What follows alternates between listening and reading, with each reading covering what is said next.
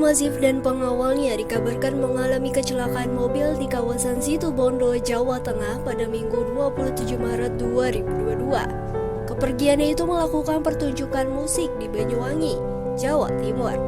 Rian pun terdapat luka ringan di bagian matanya. Meski begitu, The Masif tidak membatalkan pertunjukan musik tersebut. Simak video selanjutnya. Planning The Masif itu kan mau ada manggung di acara Banyuwangi Festival.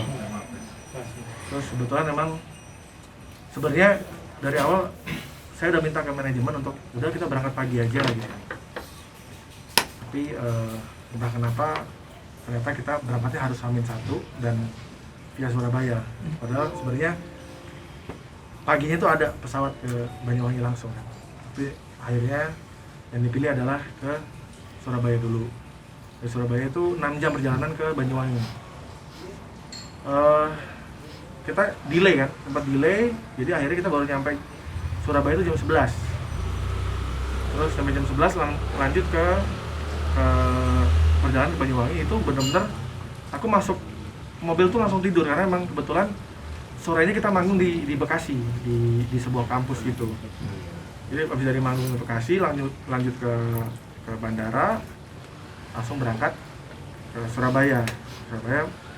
Pas masuk mobil menuju ke Banyuwangi itu benar-benar aku tuh tidur panjang jalan, tapi sempat kebangun dikit karena beberapa kali kayak ke rest area ada yang makan dulu, ada yang sempat minum kopi dulu dan lain-lain lah. Itu kalau nggak salah 2 kali berhentinya.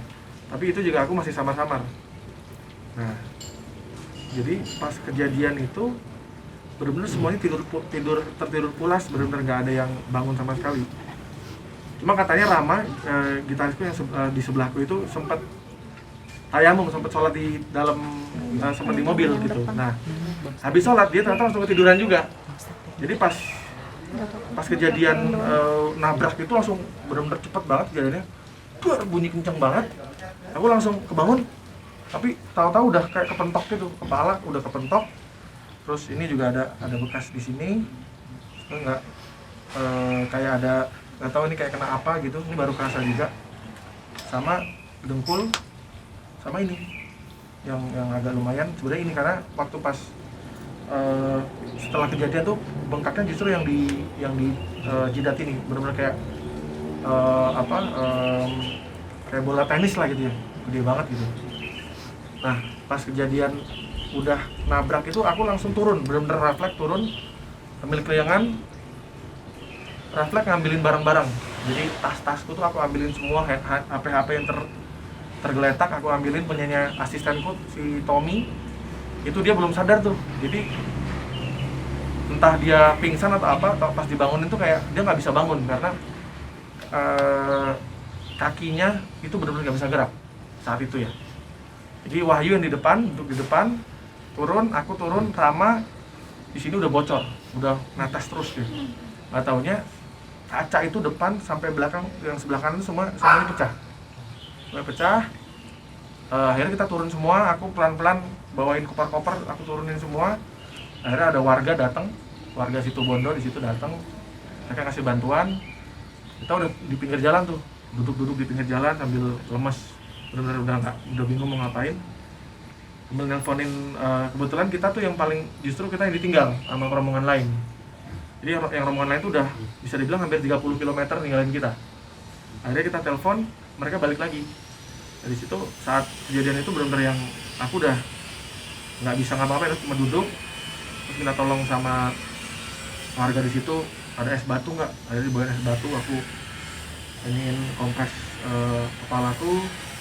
Terus Rama juga pakai es, dan itu masih belum berhenti ngocornya karena kayak bocor ya, sobek kan, karena kena pecahan kaca. Terus Wahyu dadanya sakit, dia memar. Terus yang kasihan asistennya The Masif itu benar-benar dia nggak bisa keluar dulu dari mobil karena nggak bisa gerak kan. Sampai akhirnya dibawa ke rumah sakit duluan karena takut kondisinya, karena dia kayak udah nggak bisa gerak gitu kan. Wahyu nemenin Tommy, asistennya The Masif, ke rumah sakit. Aku sama Rama masih nunggu di pinggir jalan. nungguin jemputan rombongan yang lain. Itu akhirnya datanglah satu persatu polisi datang, akhirnya dia nanya, awalnya mungkin karena masih gelap ya warga belum ngeh kan. Sampai akhirnya ada warga yang ngeh, Mas Rian ya? Mau manggung di Banyuwangi ya? Iya. Akhirnya datanglah polisi, datang mobil patroli polisi datang, terus akhirnya kita diantar ke rumah sakit terdekat. Kemudian ada 3 kilo dari Situbondo itu ada rumah sakit RSUD. Ya, walaupun tidak lengkap ya, tapi paling tidak bisa ngasih pertolongan pertama buat kita gitu. Akhirnya kita dibawa ke rumah sakit. Kondisi mobil udah nggak tertolong juga. Terus aku sempat agak marah lah sama driver karena dia ternyata ngantuk kan. Jadi ini sebenarnya kelalaian manusia juga karena dia bawa mobil ngantuk. Harusnya kalau ngantuk kan nanti dia bisa berhenti dulu kan. Dan kita kalau mau ditanya berapa kecepatannya waktu itu juga aku nggak terlalu tahu ya karena tidur pulas kan. Tapi kalau dilihat dari kerusakan harusnya sih udah di atas 100 tuh. Jadi habis itu udah langsung ke rumah sakit dan dikasih pertolongan pertama langsung disuntik untuk ngilangin rasa nyeri dan lain-lain. Aku lihat Rama langsung dijahit karena udah bocor kan, udah ngocor terus ininya darahnya. Rama tadinya minta bisa nggak kalau nggak dijahit, ya nggak bisa karena ini udah parah.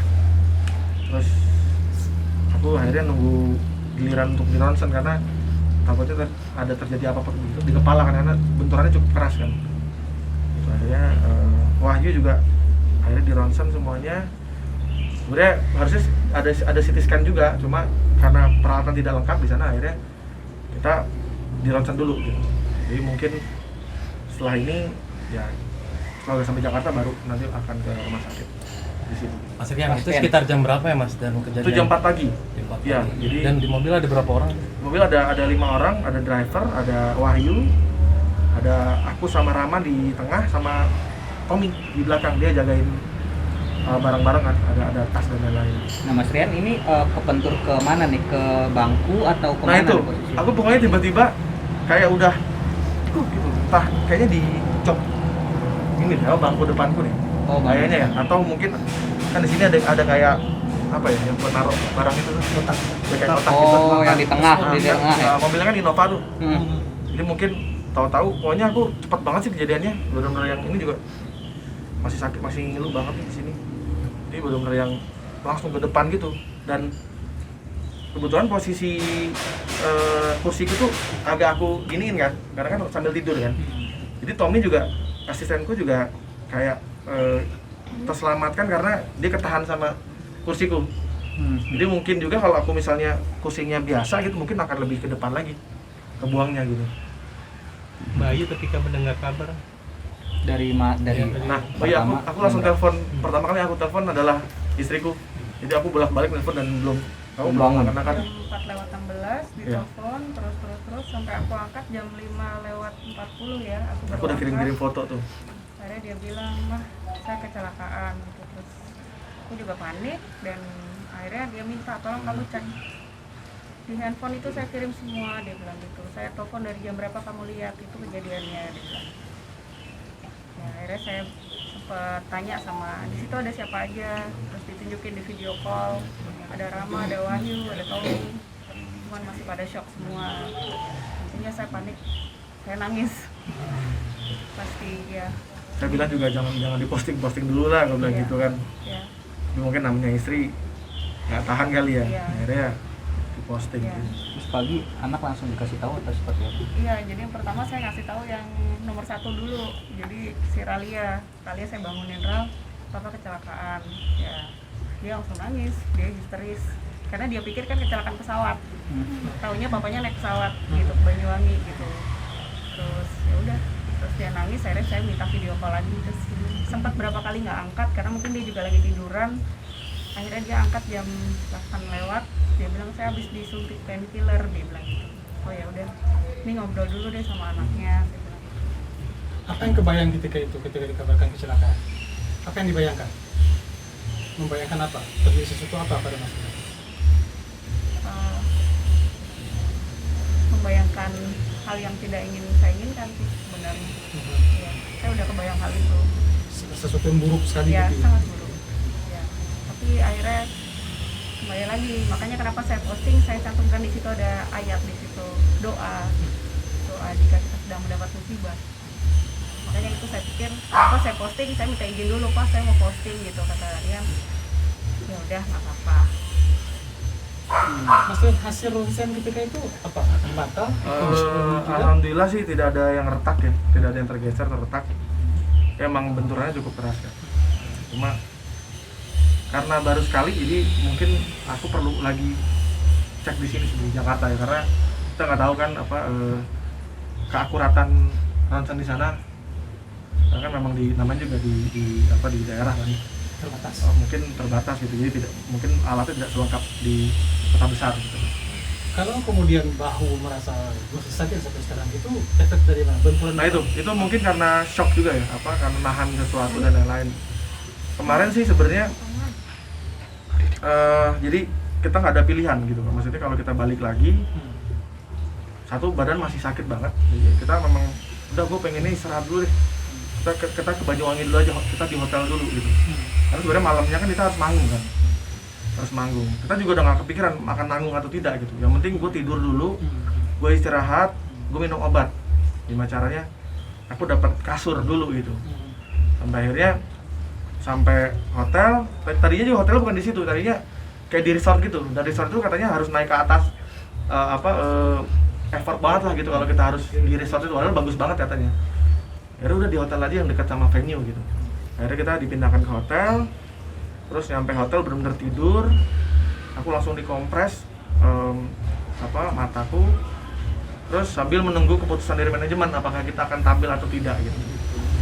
Sampai akhirnya ternyata pas aku bangun, manajer datang ke kamar, dia bilang ini kalau balik lagi ditanya ke anak-anak, kalian sanggup nggak? Karena ini posisinya adalah tiketnya sold out. Penonton sudah beli tiket, harganya juga lumayan. Terus akhirnya kita sempat mikir bareng-bareng, kita meeting di dalam kamar. Gimana guys? Si Rama nanya, lu sanggup nggak? Gitu. Nah, akhirnya aku coba berdiri, aku gini-gini, stretching dan lain-lain. Badan sih kayaknya mungkin sanggup, tapi mungkin gua harus siapin kursi nanti. Kalau misalnya tiba-tiba gua nggak kuat gitu. Saya nanya ke Rama, lu sanggup nggak?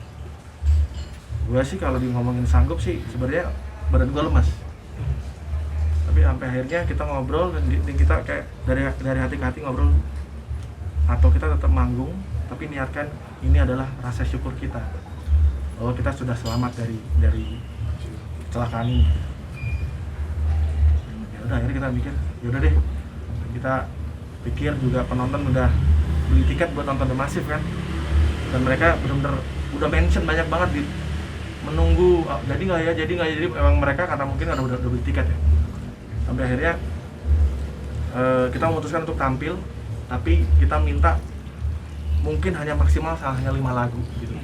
Dan lagunya juga kita pilih yang slow, benar-benar yang nggak ada, kita nggak bawain lagu-lagu yang upbeat. Jadi benar-benar aku manggung kemarin kaget juga sih dengan antusiasme yang luar biasa ya. Padahal kita masuk, jalanku juga lemas, tapi mereka benar-benar ngasih semangat, ngasih tepuk tangan, gak pernah berhenti setiap lagu.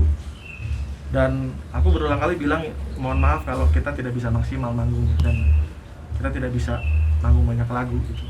Tapi karena doa-doa kalian akhirnya kita bisa ada di sini, ada di panggung ini. Benar-benar ngomongnya aku masih terbata-bata juga, bahkan di lagu ketiga tuh aku udah hampir oleng sebenarnya. Tapi aku coba fokus lagi. Aku minum dulu, berdiri. Awalnya agak gengsi juga kalau pakai kursi kan. Kita masih muda maksudnya.